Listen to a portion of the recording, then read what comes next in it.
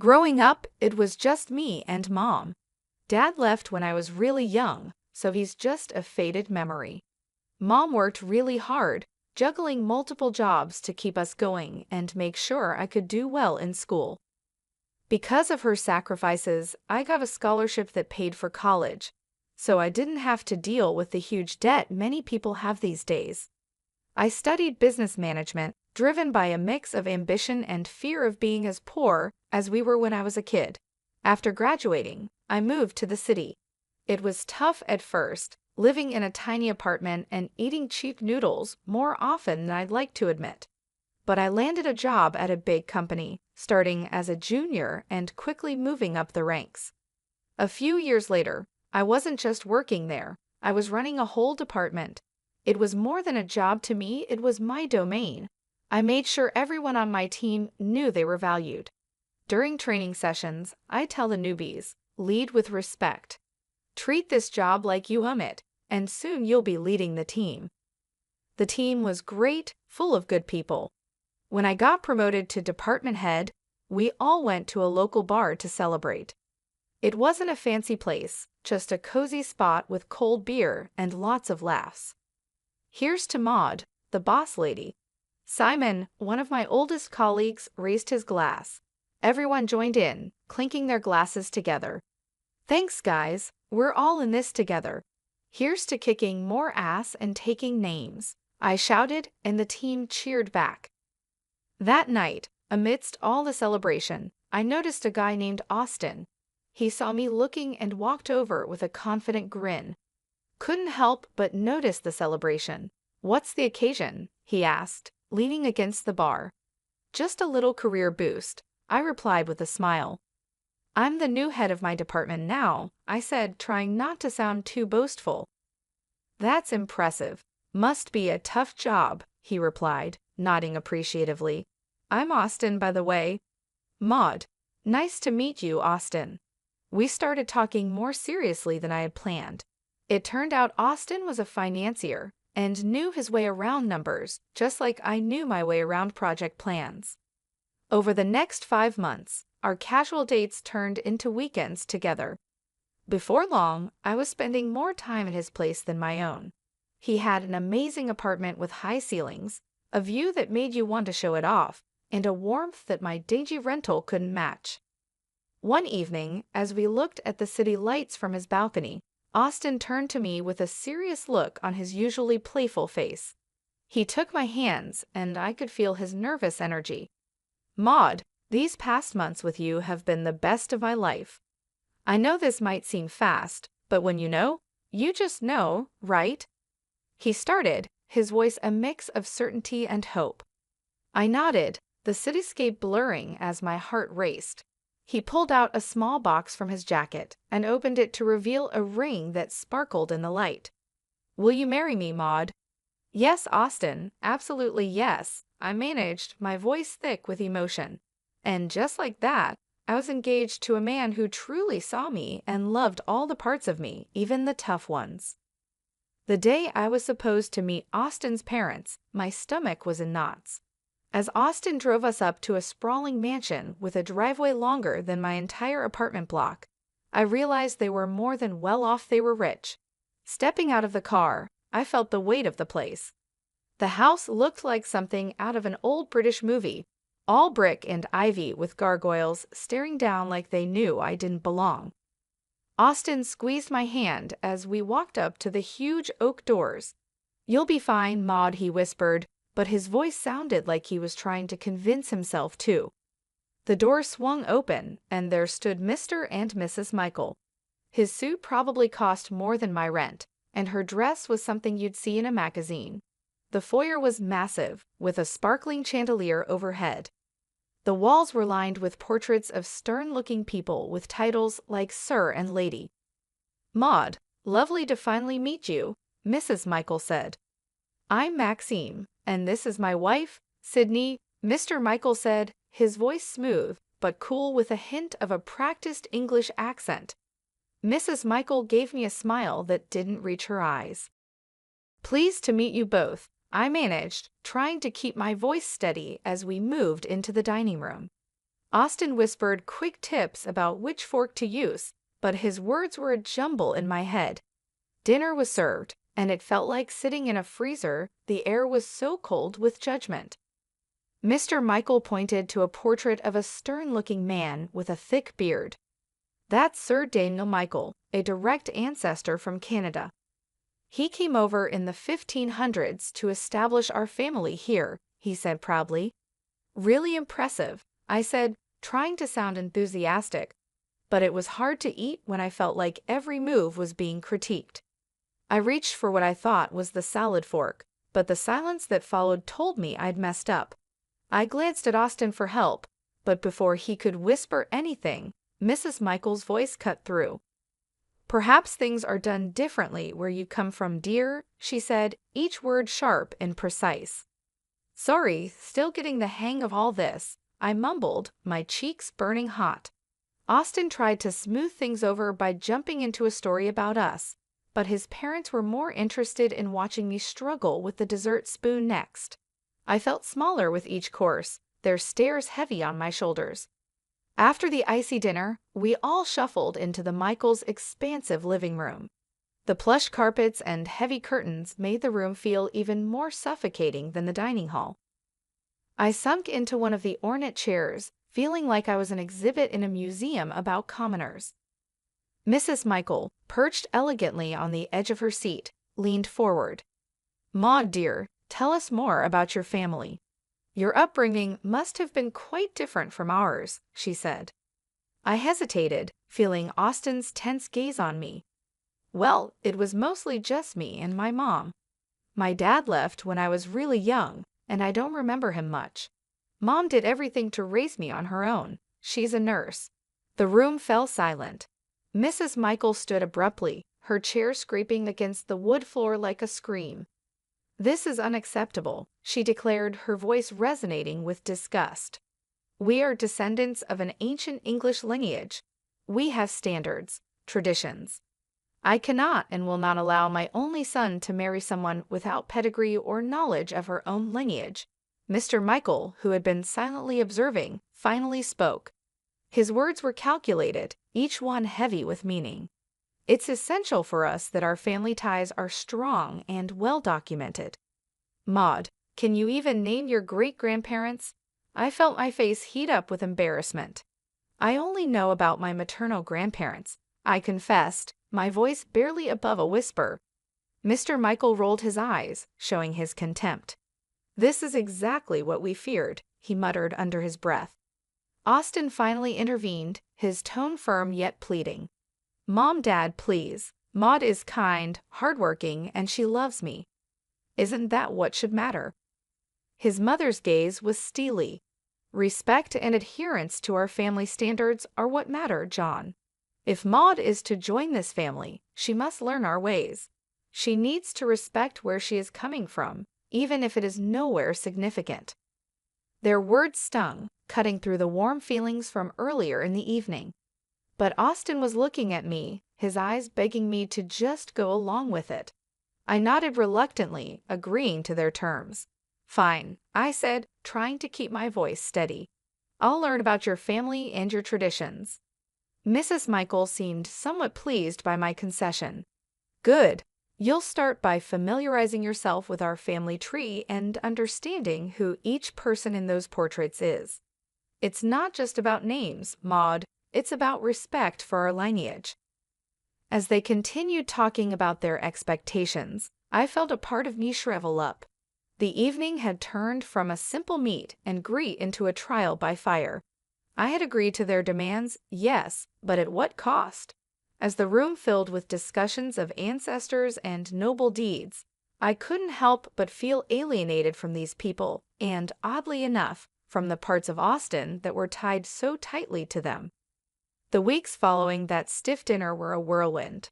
I barely had time to catch my breath between working my day job and attending the slew of etiquette and style courses that Mr. and Mrs. Michael insisted I take. My day started with the buzz of an alarm before sunrise and ended long after the sun had set, leaving me feeling like a zombie. "Elbows off the table, Maud. the etiquette instructor gently chided during one of our sessions. And remember, the soup spoon moves away from you when you scoop. I nodded, attempting to mirror her movements, but my mind was on a million other things like the mountain of work waiting for me back at the office and the never-ending wedding plans. "You're doing well," she reassured me, her voice soothing. "These things take time to become second nature." I gave her a weak smile. "Thanks, it's just a lot, you know." As if on cue, my phone rang. It was Mom. I excused myself and stepped outside to take the call, pressing the phone against my ear while trying to find a quiet corner in the bustling city. "Hi, Mom," I greeted, my voice more tired than I intended. "Maud, darling, how are the wedding preparations going?" she asked, her voice filled with excitement and a hint of concern. I hesitated, not wanting to worry her. "It's all good. Learning a lot. I even picked up how to waltz," I said, trying to keep my tone light. There was a pause, and I knew she wasn't entirely convinced. "You sound exhausted, honey. Are you getting enough rest? You know, all this shouldn't be so hard. You need to take care of yourself." I chuckled weakly. "I'll try, Mom, but there's a lot to juggle right now. Etiquette classes, dance lessons, work, and the wedding planning. Just remember what's important, Maud. It's you and Austin at the end of the day, not all these rules and lessons." Her words were comforting, but as soon as we hung up, the weight of reality settled back on my shoulders. I was caught in a tug-of-war between pleasing Austin's parents and maintaining my sanity. Every day felt like a marathon with no finish line in sight. Back inside, I resumed my training. The instructor's voice was a droning background noise as I practiced the proper way to hold a wine glass, pinch the stem, not the bowl, apparently. In the rare moments of downtime, I'd find myself staring at the ceiling, wondering if all this was worth it: the constant scrutiny, the endless classes, the cold looks from Mr. and Mrs. Michael whenever I slipped up, which was more often than I liked to admit. One evening, as I was about to drift off to sleep, my phone buzzed. It was Austin, his text lighting up the screen. "How was your day? Miss you." I stared at the message, my fingers hovering over the keyboard. I wanted to tell him everything, to pour out my frustrations and fears, but I held back. Instead, I typed a simple, "Miss you too. Long day but all good." As I set the phone down, the silence of my apartment felt overwhelming. Was this how it was going to be? Pushing through the exhaustion, smiling through the stress, all for the sake of fitting into a world that seemed increasingly alien to me. The big day had finally arrived. The venue was a flurry of flowers, fancy dresses, and the faces of the city's high society milling about. My stomach was in knots as I tried to keep calm. I stood in my long, flowing white dress, trying to catch my breath. My mom came over and adjusted a curl on my forehead. "Everything will be just fine, Maud," she reassured me with a soft smile. I wanted to believe her, but as soon as the ceremony began, any hope of a peaceful wedding vanished. Austin's parents were in full superiority mode. Mr. Michael greeted guests with an air of boastfulness, while Mrs. Michael quickly pointed out to everyone how they had made everything possible. As the guests settled, I tried to mingle, but Mrs. Michael pulled me aside with a frosty smile. "Maud, dear, make sure our friends are taken care of. Fetch some drinks. There's a good girl," she instructed, gesturing towards a group of elderly gentlemen loudly discussing politics. But I started, only to be cut off by her sharp glance. "No buts. You're practically family now. Show some initiative," she snapped. Reluctantly, I carried trays of champagne and hors d'oeuvres between tables, my dress trailing behind me. The weight of the fabric and the task made me feel more like a servant than a bride. I caught glimpses of Austin laughing and chatting, oblivious to my plight. As I passed another round of drinks, I overheard Mrs. Michael's voice rise above the chatter. "Maud will be serving us tonight. It's good practice for her, don't you think?" Her tone was condescending, her eyes scanning the crowd for approval. That was the last straw. I approached her, my hands shaking slightly but my voice firm. I am not a waitress at my own wedding. There are staff here who are supposed to do this. Mrs. Michael stood up, her expression one of mock surprise. You should be grateful we allowed such a simple girl into our family. Remember your place, Maud, she hissed, her words like daggers. I felt a flush of anger rise to my cheeks. This is my wedding, not a performance for your friends, I retorted, my voice louder than intended. The room fell silent, all eyes on us. Austin, catching the tail end of our exchange, stumbled over, a glass of champagne in hand.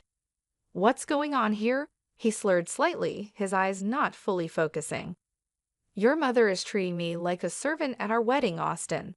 This isn't what today is supposed to be about, I said, frustration boiling over. Austin looked between me and his mother, his expression clouding. Maud, why are you making a scene? Just do what my mom asks. It's not a big deal. Not a big deal, Austin. This is our day, and your mom is ruining it. I shot back, disbelief and hurt swirling together. He took a long sip of his champagne before speaking. Look, Maud, you should be happy. I even chose you.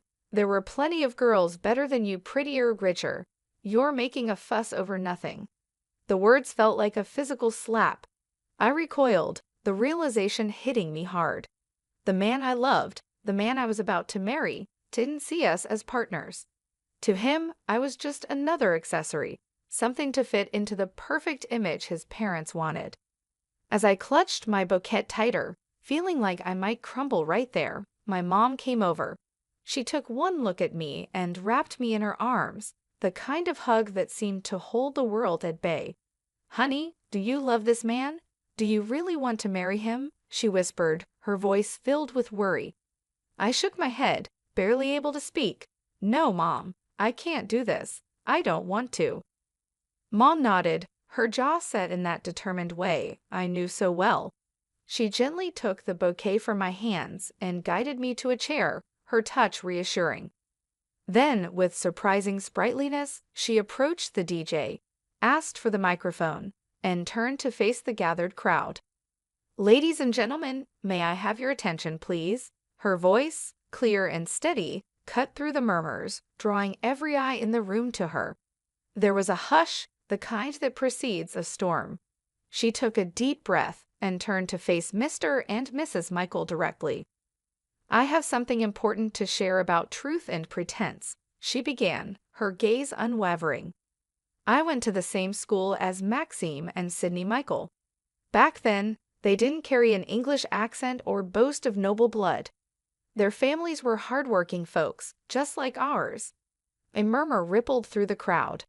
Maxime's father was a mechanic, and Sydney's mother served tables at the local diner. She paused, letting the words sink in. The portraits, the accents, the surname, they bought them all to craft a past that would hide where they really came from. The room erupted into whispers, guests turning to stare at the Michaels, their faces a mix of shock and disbelief. Mrs. Michael stood up, her face red, the facade of aristocracy melting away. That's preposterous. But my mom wasn't finished. To think that you would stand on these fabrications and look down upon my daughter, judge her worthiness based on a lie. Maud is worth 1,000 of your false titles. She is real, something you've long forgotten how to be. The guests were now openly murmuring, their looks of fascination turning to disdain as they gazed at the Michaels. Mr. Michael tried to speak, his accent slipping into something less refined and more desperate. We did what we thought was best. For whom? My mom cut him off, her voice fierce. For your son? For society? Or just for your own shallow pride? The confrontation had drawn everyone's attention, and now the room was buzzing, the atmosphere charged with tension and revelations. The Michaels seemed to shrink, their grandeur dissolving into the air, leaving nothing but the stark, plain truth of their origins. Austin's face twisted with a mix of shock and anger. He stormed up to me, his voice barely a hiss as he leaned close. You've ruined everything, Maud. You've disgraced my family, And now you're questioning if I want to marry you after this spectacle." His words stung, but before I could respond, he grabbed my arm, pulling me slightly closer. "I'll teach you how to be a good wife, one who knows her place and obeys." His threat hung in the air, heavy and chilling. I pulled my arm back with all my might, stepping away from him. The room was dead silent now, everyone's eyes on us. This was the man I had intended to marry. This was the family I was about to join. No, this couldn't be my life. I took a deep breath, my mother's earlier strength flowing through me. "There will be no wedding," I announced loudly, making sure every guest heard. I regret that I ever considered marrying someone who truly matches the arrogance and deceit of his parents. Murmurs filled the room, some of shock, others of support. Austin stood there, mouth agape, as if trying to catch the words and stuff them back into my mouth. My mother came to my side, her presence a comforting shield against the chaos. Together, we walked through the crowd, our heads held high. In the weeks that followed, news of the Michaels' disgrace spread through the city. Their fabricated lineage and high society standing crumbled like a house of cards in a breeze. People who once revered them now crossed the street to avoid their shame. They sold their mansion and moved away, seeking a fresh start where their past wouldn't haunt them. As for Austin, I realized I was free from a life of lies and manipulation. I began to find myself again, living a life where I didn't have to pretend or fit into someone else's mold. My mom and I grew closer, and I discovered that real happiness comes from being true to yourself. I heard bits and pieces, rumors of Austin's downward spiral, of nights spent at bars trying to drink away the scandal. I didn't know if they were true, and frankly, I didn't care. He had shown his true colors, and they were too dark and twisted for me to ever want to look back. "Thank you, Mom," I said to her one evening as we sat in our modest living room, a stark contrast to the opulent falsity I had almost married into. "For everything, for being there, for standing up for me, for helping me see the truth before it was too late." She took my hand, squeezing it gently. "I'll always be here, Maud. You're my daughter, and I raised you to be strong and true. No man, no family can ever make you less than what you are." We sat there, the TV chattering in the background, a normalcy that felt refreshing. I had lost a fiancé but gained back my life, my self-respect, and more importantly, my future. After the whole wedding debacle, going back to work felt like walking into a sanctuary. My colleagues who had heard about the chaos were nothing short of supportive. "Maud, you dodged a bullet, girl," Simon said as soon as I walked into the office. He was leaning against my desk, a steaming cup of coffee in his hand, which he handed to me as a peace offering or maybe a welcome back gift. "Thanks, Simon. Feels good to be back," I replied, taking the coffee and savoring the familiar bitter warmth. And yeah, that bullet was more like a cannonball. "Anyone who makes you serve guests at your own wedding is no husband material. You deserve way better, hun," Sabrina chimed in from her cubicle across the way. I smiled, grateful for the camaraderie. "I think so too. It's nice to be back where I'm appreciated for what I do, not for the family I might have married into." As the days turned into weeks, the support from my team didn't waver. It was during this healing time that I met Andrew. He was a friend of a friend, nothing fancy about his background, just a genuine guy with a quick smile and an easygoing attitude that was infectious. We met at a small get-together, just a few friends hanging out on a Saturday afternoon. He was there, laughing at something silly when I walked in. "Hey, you must be Maud," he said, standing up to greet me. "I've heard a lot about you. All good things, I promise." "Thanks, Andrew. I hope they didn't embellish too much," I replied, trying to match his easy demeanor. We hit it off instantly. His family was the polar opposite of the Michaels. The first time I met Andrew's parents, and they welcomed me with warm hugs and genuine smiles.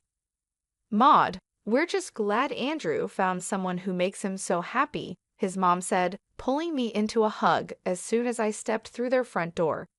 It was refreshing, the simplicity of it all. No pretenses, no demands, just mutual respect and acceptance. Andrew and I weren't rushing anything. We were taking our time getting to know each other beyond the surface level. We enjoyed long walks, quiet dinners, and endless conversations about our dreams and goals. I found myself relaxing in his company, appreciating the normalcy and ease that marked our growing relationship.